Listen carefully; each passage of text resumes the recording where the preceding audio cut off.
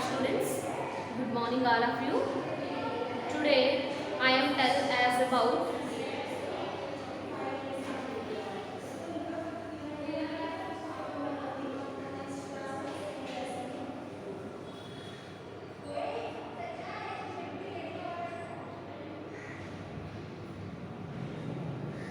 explain briefly about the live feed available to various larval stages of shrimp growing in natural hatchery habitats.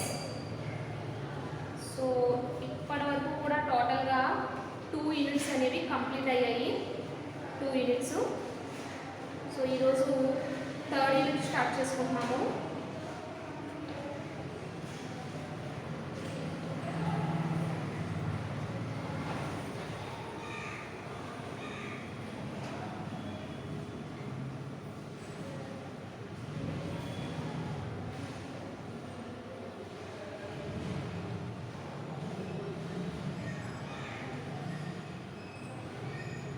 So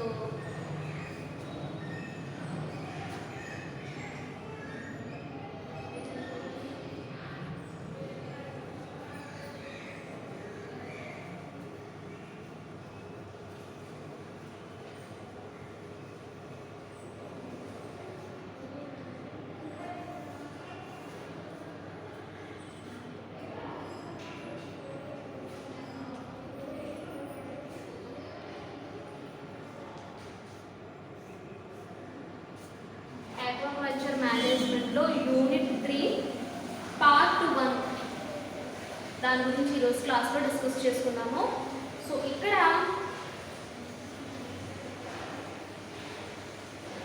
various larval stages of shrimp growing in natural or hatchery habitats. రొయ్యల పోషకాహారంలో ప్రత్యక్ష ఆహారాలు మరియు వాటి పాత్రను వివరింపు. రొయ్యల పెంపకంలో సజీవ ఆహారం దాని ప్రాముఖ్యతను తెలుపుతూ వ్యాసం రాయండి. సో ఈ క్వశ్చన్ కూడా చాలా ఇంపార్టెంట్ క్వశ్చన్. ఇది డెఫినెట్గా సెమిస్టర్ ఎగ్జామ్లో వచ్చేటువంటి క్వశ్చన్. సో ఇందులో ప్రాన్ ఫీడ్ ఫస్ట్ వన్.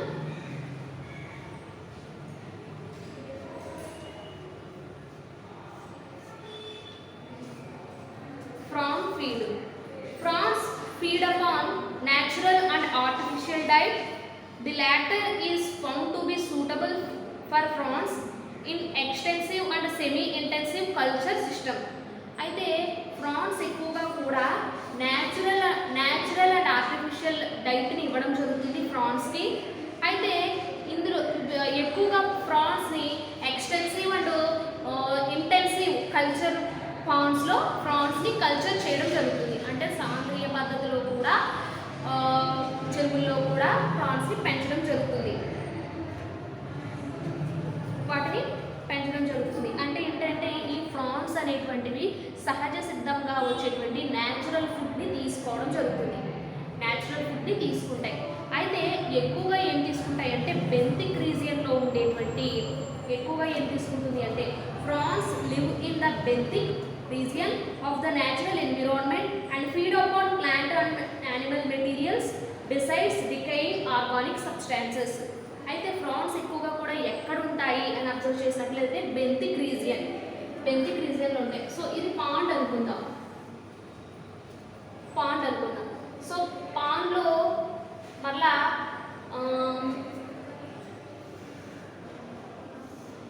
ఇది బెంతిక్ రీజియన్.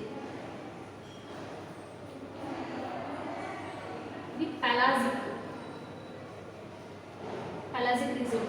బెంతిక్ రీజియన్ అనేటువంటిది బాటమ్ ఆఫ్ ద పాండ్, అంటే అడుగు భాగంలో ఉండేటువంటి రీజియన్ అని చెప్పొచ్చు. ఈ రీజియన్లో ఎక్కువగా ప్రాన్స్ అనేవి ఉంటాయి. ఇవి ఎక్కువగా వేటిని తీసుకుంటాయి అంటే ప్లాంట్స్ అండ్ యానిమల్స్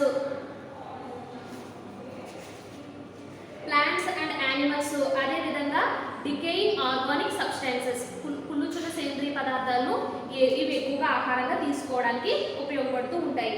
అయితే ఇందులో ఏవి ఆహార సేకరణకు ఫుడ్ అనేటువంటిది దానికి తీసుకోవడానికి ఏమి ఉపయోగపడతాయి అంటే కీలేట్ లెగ్స్ అనేవి help in food collection.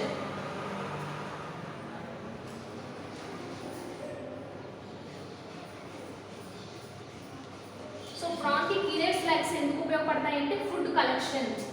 ఎందుకు హెల్ప్ అవుతుంది? ఫుడ్ ని కలెక్ట్ చేయడానికి హెల్ప్ అవుతుంది. Next one mandibles. Mandibles help in cutting food.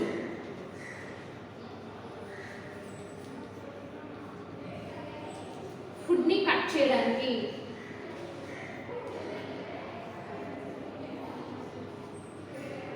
అంటే హనువులు కీలెట్ పాదాలు ఎందుకు ఉపయోగపడతాయి అంటే ఆహార సేకరణకు హనువులు అనేటువంటివి ఆహారాన్ని ముక్కలు చేయడానికి ఉపయోగపడతాయి. అదేవిధంగా మ్యాక్సిల్లే and మ్యాక్సిల్లే pins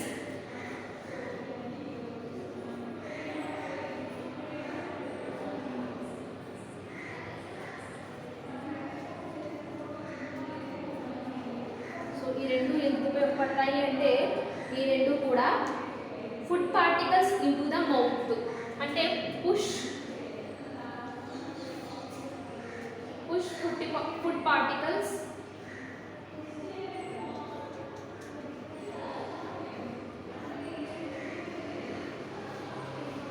into the mouth. అంటే ఈ ఇందాక ఏం చెప్పుకున్నాం, ఫ్రాన్స్ అనేవి ఎక్కడ ఉంటాయి? ఎక్కువగా బెంతిక్ రీజియన్లో ఉంటాయి. అంటే బాటమ్ ఆఫ్ ద పాండ్ యొక్క అడుగు ప్రాంతంలో ఈ ఫ్రాన్స్ అనేవి ఎక్కువగా అవి ఉంటూ ఉంటాయి. సో ఇవి ఎక్కువగా న్యాచురల్ ఫీడింగ్ని ఇష్టపడుతూ ఉంటాయి. అంటే బాటంలో ఉండేటువంటి డెడ్ అండ్ డికేయింగ్ సబ్స్టాన్సెస్ని. Next one plant, phyto plant and zoo plant అన్ని కూడా ఇవి ఎక్కువగా ఇష్టపడుతూ ఉంటాయి. సో ఇవి ఫుడ్ని తీసుకోవడానికి బెంతిక్ రీజియన్లో ఉండేటువంటి ఫుడ్ని ఇవి తీసుకుంటాయి. అందులో ఉండేటువంటి ఫ్రాన్స్ ఉండేటువంటి కీలెట్ లెగ్స్. సో ఇలా ఉంటాయి కదా కీలెట్ లెగ్స్.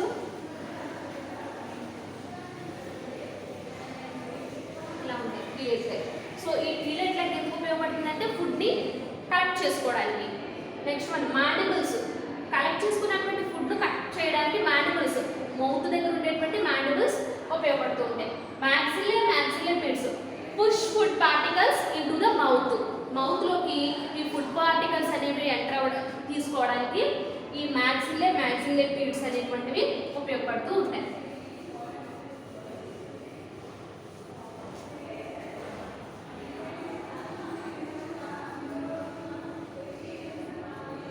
ఉపయోగపడుతూ ఉంటాయి.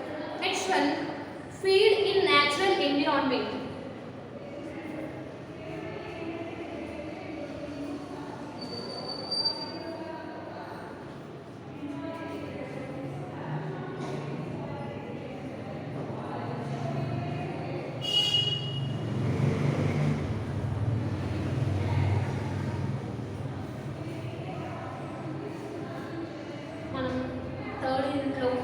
ఫస్ట్ ఎస్ఏ క్వశ్చన్ గురించి డిస్కస్ చేసుకుంటున్నాం. So feed in natural environment. So ఇక్కడ ఈ ఫ్రాన్స్ అనేటువంటివి ఆమ్నివోరస్ హ్యాబిటాట్ని కలిగి ఉంటాయి అని చోప్రా అనేటువంటి సైంటిస్టు చెప్పడం జరిగింది. సో మనకు తెలుసు హర్బివోర్స్ తెలుసు, కార్నివోర్స్ తెలుసు, ఆమ్నివోర్స్ తెలుసు. ఏవైతే ప్లాంట్స్ని తింటాయో వాటిని హర్బివోర్స్ అని, కార్నివోర్స్ సో ఏవైతే మీట్ని తింటాయో వాటిని కార్నివోర్స్ అని. బోత్ అంటే ఫుడ్ అండ్ అంటే ప్లాంట్ని అదేవిధంగా యానిమల్స్ని కూడా రెండింటిని తింటాయి కాబట్టి ఇవి ఆమ్నివోర్స్. అంటే ఇందాక చెప్పుకున్నాం కదా, ఇవి ఫైటో ప్లాంక్టాన్ని, జూ ప్లాంక్టాన్ని కూడా తింటాయి. యానిమల్స్ని, ప్లాంట్స్ కూడా తింటాయి. సో ఇవి ఏ ఎన్విరాన్మెంట్, ఏ నేచర్ని కలిగి ఉంటుంది, ఏ హ్యాబిటేట్ని కలిగి ఉంటుంది అంటే ఆమ్నివోరస్ హ్యాబిటేట్.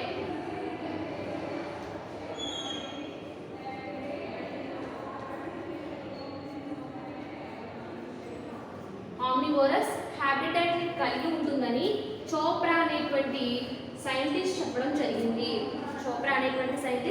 జరిగింది. So next one larva feed and mostly micro organisms and decaying organic materials. So ఈ లార్వా వచ్చేసి ఫ్రాన్స్ యొక్క లార్వా వచ్చేసి వేటిని ఎక్కువగా ఇష్టంగా తింటాయంట? డికేయింగ్ ఆర్గానిక్ సబ్స్టాన్సెస్, అడుగు భాగంలో ఉండేటువంటి చిన్న సేంద్రియ పదార్థాలను ఇవి ఆహారంగా తీసుకుంటారు అని ఫనికర్ అనేటువంటి సైంటిస్టు 1952లో అయినా చెప్పడం జరిగింది. ఫనికర్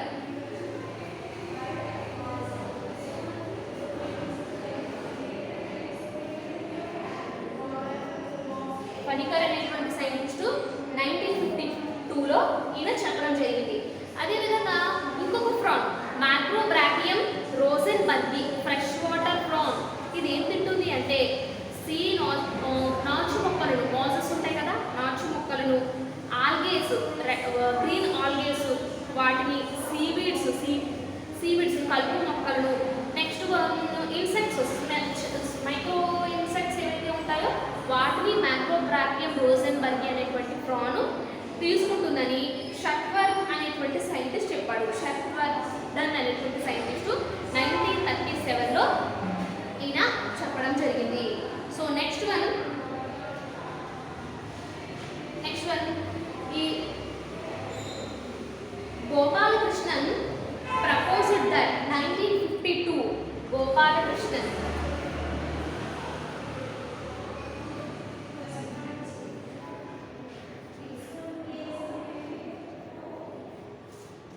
ఈయన 1952లో ఈయన ఏం ప్రపోజ్ చేశాడు అంటే proposed that Penaeus indicus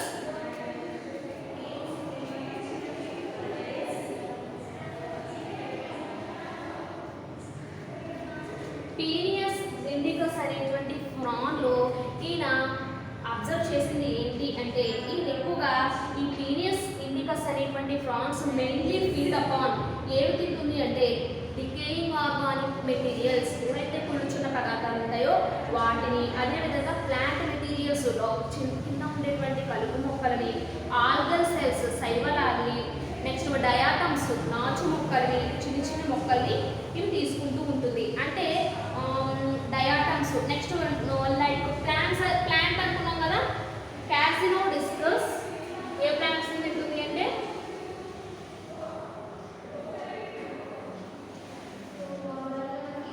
క్యాసినోడిస్కస్, ఫ్లూరోసిగ్మా,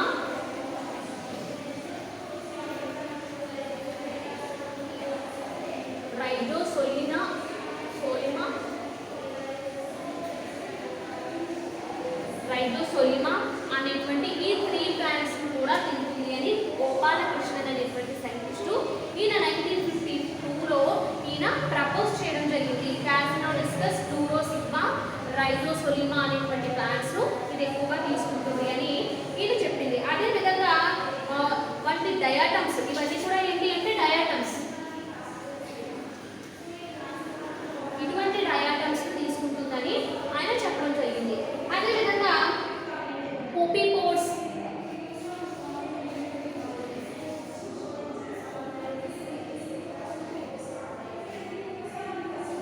crustaceans,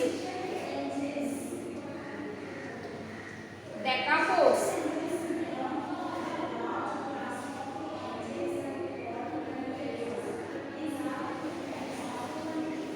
ఆస్ట్రాపోడ్స్, so ఇవన్నీ కూడా ఏంటి అంటే జూప్లాంక్టాన్. సో పీనియస్ ఇండికస్ అనేటువంటి ప్రాన్ గురించి 1952లో గోపాలకృష్ణన్ అనేటువంటి సైంటిస్ట్ చెప్పాడు. ఈయన డయాటమ్స్, జూప్లాంక్టాన్స్ని ఎక్కువగా తీసుకుంటుంది అని ఈయన చెప్పడం జరిగింది.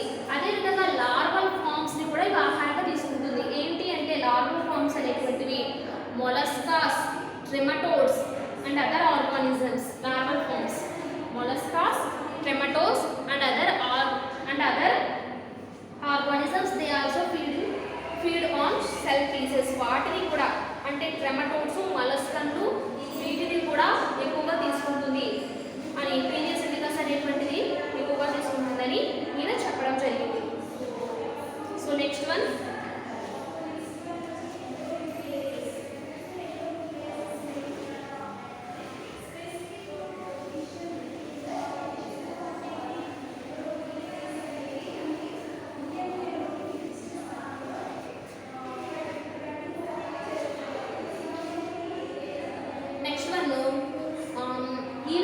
ఈవెన్ ఇన్ ఆర్టిఫిషియల్ పాండ్స్, ఒకవేళ ఆర్టిఫిషియల్ పాండ్స్లో కూడా ప్రాన్స్ని కల్చర్ చేసిన they feed upon algae, plankton, meat pieces.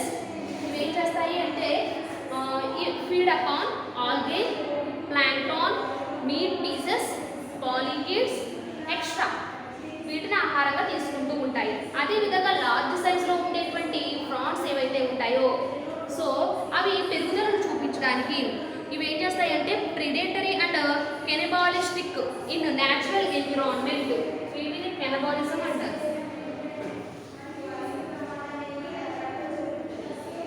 Cannibalism అంటారు అంటే ఏంటివి, ఏవైతే లార్జ్ సైజు ప్రాన్స్ ఏవైతే ఉన్నాయో ఇవి పరభక్షక జీవితాన్ని కలిపి ఉంటాయి. అంటే సహజ వాతావరణంలో న్యాచురల్ ఎన్విరాన్మెంట్లో ఇవి పరభక్షక జీవితాన్ని.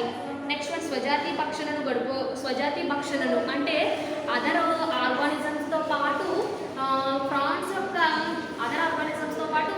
యొక్క లార్వల్ స్టేజ్ స్వజాతి భక్షణను తీసుకుంటుంది కాబట్టి కెనబాలిజంని చూపిస్తుంది. నెక్స్ట్ వన్ మెటాపీనియస్ అఫినిస్ అనేటువంటి ప్రాన్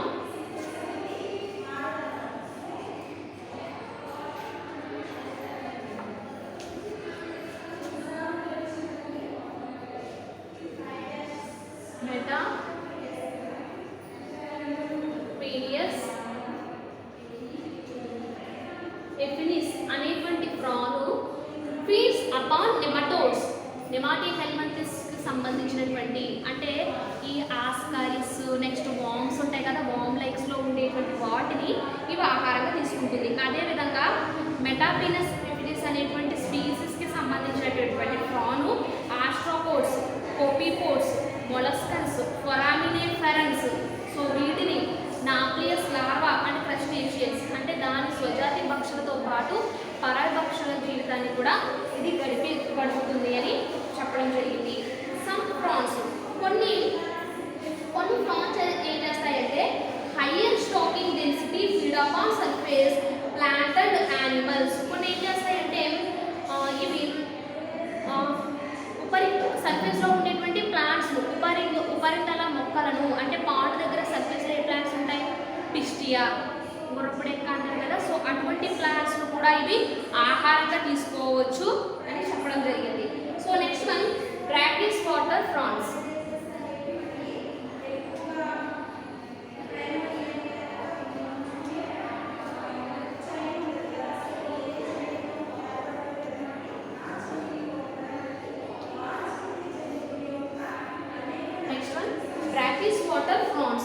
Peneus indicus.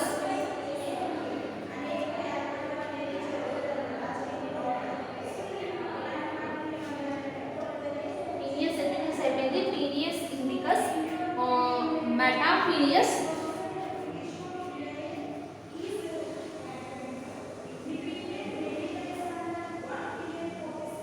So కొన్ని ఎగ్జాంపుల్ ఇవన్నీ కూడా prawns Peneus indicus, Metapenius, next one metapenaeus monoceros, next metapenaeus affinis, metapenaeus యాప్సోని, మెటాపీనియస్ మోనోడాల్. ఇవన్నీ కూడా కొచ్చిన్ కోస్ట్ డిపెండ్ అంటే ఇవన్నీ కూడా కొచ్చిన్ తీర ప్రాంతం మధ్య ఉండేటువంటి కొచ్చిన్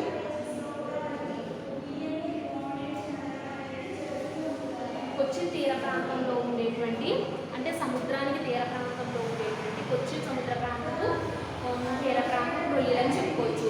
సో ఇవన్నీ కూడా అంటే మెటాపీనియస్ ఇండికస్, మెటాపీనియస్ పీనియస్ మోనోసెరాస్, మెటాపీనియస్ అఫినిస్, మెటాపీనియస్ డాప్సోని, మెటాపీనియస్ మోనోడాల్.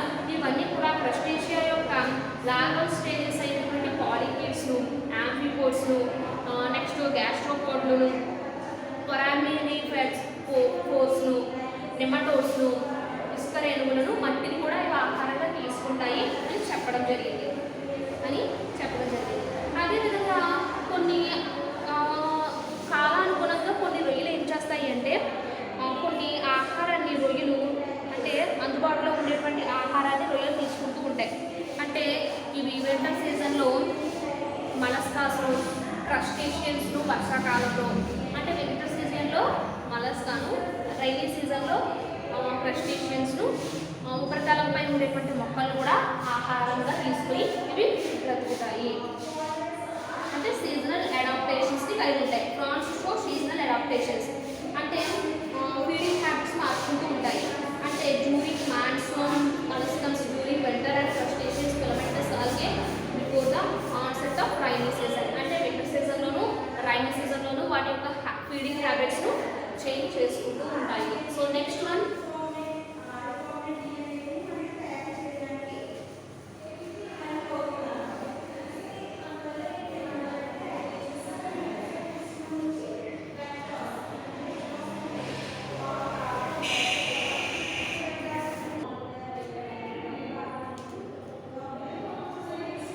నెక్స్ట్ మనం ఈ రొయ్యల అనుబంధ ఆహారం చూసినట్లయితే ఇవి కల్చర్ చేస్తారు కదా.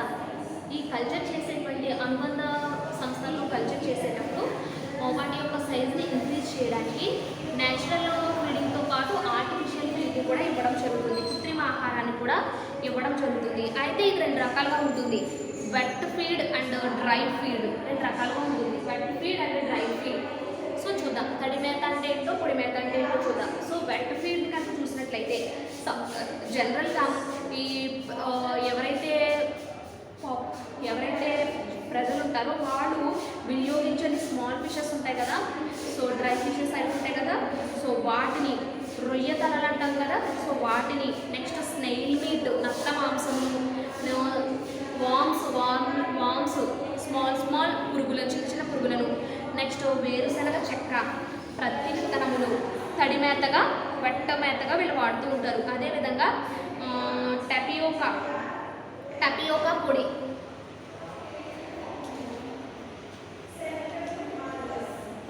టపియోకా అనేటువంటి ఈ పొడిని వీళ్ళు ఏం చేస్తారంటే పెల్లెట్స్ రూపంలో టపియోకా అనేటువంటి పొడిని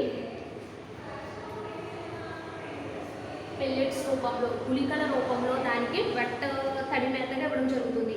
అదేవిధంగా కోడి మాంసం అంటే ఎక్కడైతే పౌల్ట్రీస్లో రిమైనింగ్ మెటీరియల్ మిగిలిపోతుందో అదర్ మెటీరియల్ వాటిని నెక్స్ట్ మనం రొయ్యలు చిన్న ఏవైతే రొయ్యలు ఉంటాయో వాటిని కూడా దీనికి ఫీడింగ్ కింద ఇవ్వడం జరుగుతుంది. నెక్స్ట్ మనం పొడి మేత, తడి మేత అయిపోయింది. నెక్స్ట్ పొడి మేత డ్రై ఫీడ్. సో ఇక్కడ ఈ పొడి మేతను పెల్లెట్స్ రూపంలో ఇవ్వడం జరుగుతుంది. అంటే తౌడు, వేరుశనగ నూకలు, టాపియోకా పౌడర్, చేప మాంసం, ట్యూబిఫెక్స్ లేదా స్నెయిల్ మీట్ ఇలాంటి న్యూట్రియంట్స్ వాల్యూ ఉండేటువంటి పౌష్టిక ఆహారాన్ని కూడా ఆహారంగా ఇస్తూ ఉంటారనమాట. అయితే కొంచెం మంది అధికోత్పత్తిని హై ప్రొడక్షన్ అనేది పొందాలి అంటే ఇద్దరు సైంటిస్టులు బెర్రాక్పూర్ అనేటువంటి ఆయన, రాజ్యలక్ష్మి అనేటువంటి ఇద్దరు సైంటిస్టులు కూడా 1971, 1974, 79లో వీళ్ళు రొయ్యలకి ఎప్పుడైతే ఫీడింగ్ అనేది ప్రాన్స్కి తక్కువవుతుందో సో అవి ఏం చేస్తాయి అంటే ప్రాన్స్కి ఫీడింగ్ ఎప్పుడైతే తగ్గుతుందో అవి ఏవైతే స్మాల్ సైజు అంటే లార్వా స్టేజ్లో ఉండేటువంటి ప్రాన్స్ ఏవైతే ఉంటాయో వాటిని ఆహారంగా తీసుకోవడం జరుగుతుంది అని వీళ్ళు చెప్పడం జరిగింది. సో దీన్నే కెనబాలిజం అంటారు, స్వజాతి భక్షణ అంటారు. సో అంటే ఏంటి, ఈ రొయ్యలు అనేటువంటివి ప్రాన్స్ అనేటువంటివి 5 to 10% పరిమాణాన్ని బట్టి మేత పరిమాణాన్ని బట్టి చూపించాలి. 3 to 4 డేస్కి ఒక్కసారి వాటిని ఇవ్వడం జరుగుతుంది. కృత్రిమ ఆహారంలో లేదా జంతు సంబంధమైనటువంటి ప్రోటీన్స్ 30 నుంచి 40% ఉండేటట్టుగా చూసుకుంటూ ఉండాలి.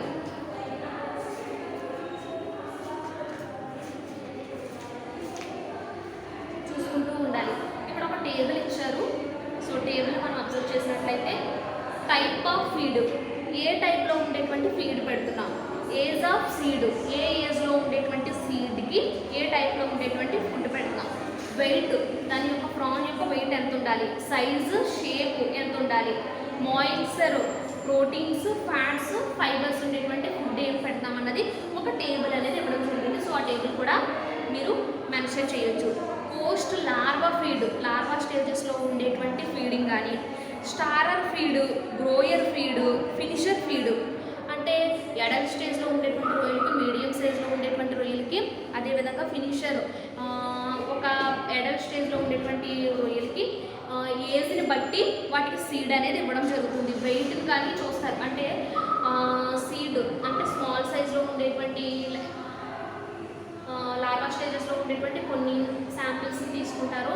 స్మాల్ సైజ్లో ఉండేటువంటి వాటిని, లార్జ్ సైజ్లో ఉండేటువంటి వాటిని, మార్కెట్కి ఇచ్చేటువంటి సైజులో ఉండేటువంటి వాటిని వాళ్ళు కలెక్ట్ చేసి వాటి సైజుని చూడటం స్టార్ట్ చేస్తారు. చూసి ప్రోటీన్స్ కంటెంట్, ఫ్యాట్స్ ఏ సైజులో ఎంత వేస్తే బాగుంటుంది అనేది ఒక టేబుల్ అనేది ఇవ్వడం జరిగింది. సో నెక్స్ట్ వన్,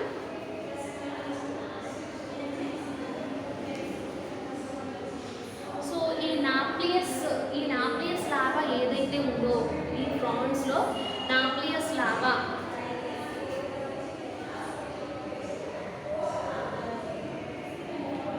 లార్వా ఏదైతే ఉందో అది కుకుస నిర్మోచనం జరుపుకొని, అంటే ఒక నిర్మోచనం అనేది జరుపుకొని అది జోయా అనేటువంటి లార్వా కింద ఫామ్ అవ్వడం జరుగుతుంది.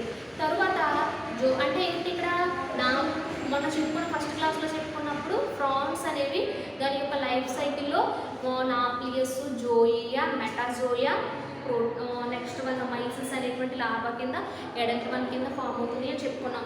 అయితే నాప్లియస్ లార్వాలు అనేటువంటివి నిర్మోచనం జరుపుకొని జోయియా లార్వా కింద మారుతాయి. మారిన తర్వాత ఇవి మైసిస్ లార్వా కింద కన్వర్ట్ అయ్యి ఫిల్టర్ ఫీడింగ్ని, ఆహార సేకరణ జరుపుకుంటాయి. ఇందులో ఏంటంటే లార్వల్ స్టేజెస్లో ఉన్నప్పుడు ఇవి ఫిల్టర్ ఫీడింగ్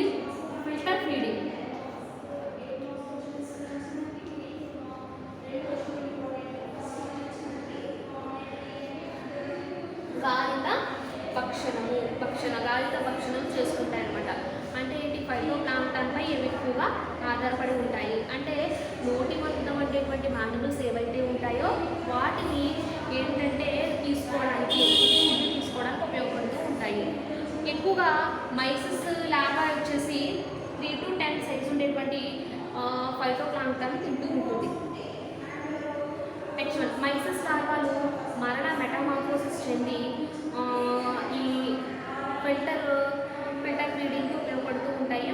సో ఇందులో ఏంటంటే మాండిబుల్స్ అనేవి కొరకడానికి, కట్టింగ్ ఫుడ్ కొరకడానికి, నెక్స్ట్ పెరియోకోడ్స్ ఉండేటువంటి ఇవి ఆహార పదార్థాల సేకరణకు కూడా తోడ్పడతాయి అన్నమాట. నెక్స్ట్ వన్, మైసిస్ స్టేజ్లో ఉండేటువంటి లార్వాలు ఆర్టీమియా నాప్లియస్ లార్వాలను ఆహారంగా తీసుకుంటాయి. నెక్స్ట్ వన్, పాలిమాన్ ప్రాన్స్ ఉంటాయి కదా, ఈ పాలిమాన్ ప్రాన్స్ నుంచి వాటి యొక్క ఎగ్స్ నుంచి రిలేటెడ్ జోయా లార్వాస్ 0.4 మిల్లీమీటర్ ఉన్నప్పుడు లోపల ఉండేటువంటి ఆహార జీవులను అవి భక్షిస్తూ ఉంటాయి. నెక్స్ట్ వన్, పాలిమాన్ ప్రాన్స్ ఉన్నాయి కదా, ఇవి ఎక్కువగా క్లోరెల్లా, ఫిల్లోడాక్టైలం, ట్రైకార్నం వంటి ఫైటోప్లాంక్టన్స్, నాప్లియస్ లార్వాస్, ట్యూబిఫెక్స్ జీవుల్ని ఎక్కువగా తీసుకుంటూ ఉంటాయి. ఏవైతే సముద్రపు ప్రాన్స్, సీ ప్రాన్స్ ఏవైతే ఉంటాయో అవి డాఫ్నియా, ట్యూబిఫెక్స్, కైరోసెఫాలిస్, బ్రాకియోనస్ అనేటువంటి జూ ప్లాంక్టన్ ఎక్కువగా తీసుకుంటూ ఉంటాయి. అదేవిధంగా ఈ రొయ్యలో, ఈ ప్రాన్లో ఏదైతే వేస్ట్ మాస్ ఏదైతే ఉంటుందో దాన్ని, ఎగ్స్ని, నెక్స్ట్ వన్ ఆంఫిబియన్స్ యొక్క మాంసాన్ని, నెక్స్ట్ స్నేయిల్స్, యూనియోస్, పశువుల కాలేయము, చేప మాంసము, ఈ వృక్ష సంబంధమైనటువంటి ప్రోటీన్ కంటెంట్ ఉండేటువంటి సోయాబీను, టొపియోకా పౌడరు, వేరుశెనగ, కొబ్బరి చెక్కలతో ఇటువంటి నిష్పత్తుల్లో 1:1 నిష్పత్తుల్లో కృత్రిమ ఆహారాన్ని కూడా రొయ్యల ప్రాన్స్లో ఉండేటువంటి లైఫ్ స్టేజ్లో ఉండేటువంటి ఆహారంగా ఇవ్వడం జరుగుతుంది. అదేవిధంగా మైక్రోబ్రాకియం రోజెన్బర్గ్ యొక్క లార్వాస్ ఉంటాయి కదా, ఇవి ట్యూబిఫెక్స్ జీవులను ఆహారంగా తీసుకుంటాయని ఈ బరాక్పూర్ అనేటువంటి సైంటిస్టు 1975లో ఇది చెప్పడం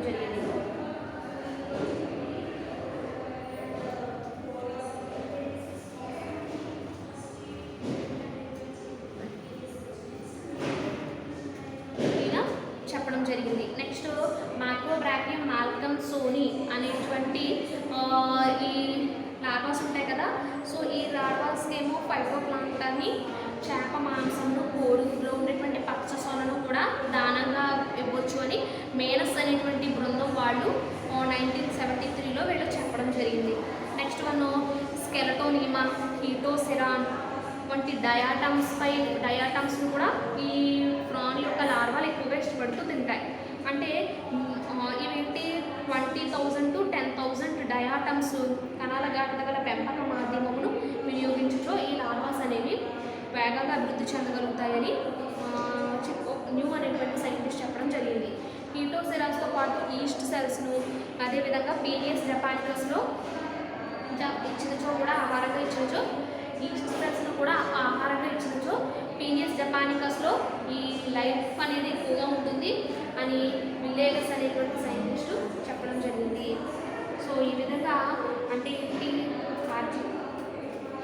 అంటే ఏంటి phyto planktons, zoo planktons, different species ఏవైతే ప్రాన్స్ ఉన్నాయో, ఫర్ ఎగ్జాంపుల్ మైక్రోబ్యాక్టీరియం రోజెన్బర్గి, మైక్రోబ్యాక్టీరియం స్మాల్కమ్స్ ఉన్నాయి, Penaeus indicus, Penaeus monodon, Penaeus, ఇంకా చాలా టైప్స్ ఆఫ్ స్పీసీస్ ఉన్నాయి కదా. ఇవన్నీ కూడా ఎక్కువ ఫైటో ప్లాంక్టన్స్ని, జూ ప్లాంక్టన్స్ని ఆహారంగా తీసుకుంటాయి. ఇవి ఆహారంగా తీసుకోవడం జరుగుతుంది. సో ఇలా సైంటిస్టులు అంటే సైంటిస్టులు వాళ్ళు ఏమి తీసుకునేటువంటి గురించి కూడా వాళ్ళు చెప్పడం జరిగింది. అంటే ఈరోజు క్లాస్లో రొయ్యల పోషకాహారంలో ఉండేటువంటి ప్రత్యక్ష ఆహారాలు అంటే ఏంటి, ష్రింప్స్, వేరియస్ లార్వల్ స్టేజెస్లో ఉండేటువంటి ష్రింప్స్ వాటి యొక్క గ్రోత్ పెరగాలి అంటే నేచురల్ అండ్ హ్యాచరీ హ్యాబిట్స్లో ఫీడింగ్ అనేది ఏ విధంగా ఉంటుంది అన్నది ఈరోజు క్లాస్లో డిస్కస్ చేసుకున్నాము. అంటే ఇవి ఫైటో ప్లాంట్స్ అని, జూ ప్లాంక్టన్స్ వీటన్నిటిని కూడా ఆహారంగా తీసుకుంటూ ఇవి ఉంటాయి అని చెప్తున్నాము.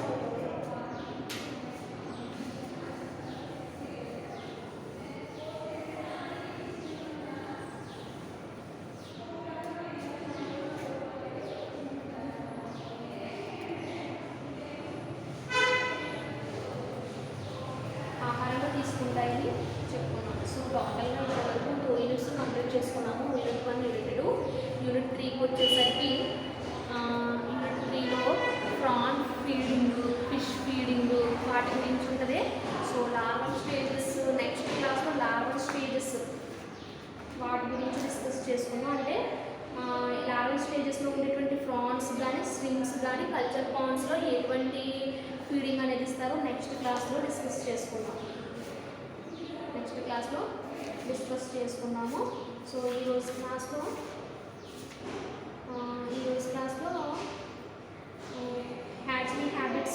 హ్యాచరీస్లో ఏ ఫుడ్ అనేది లార్వల్ స్టేజ్కి ఇస్తారన్నది ఈరోజు క్లాస్లో డిస్కస్ చేసుకున్నాము. నెక్స్ట్ క్లాస్లో నెక్స్ట్ కల్చరల్ పాండ్స్లో దీనికి ప్రాన్స్ యొక్క ఫీడింగ్ అనేది ఏ విధంగా ఉంటుంది అన్నది నెక్స్ట్ క్లాస్లో డిస్కస్ చేసుకున్నాము.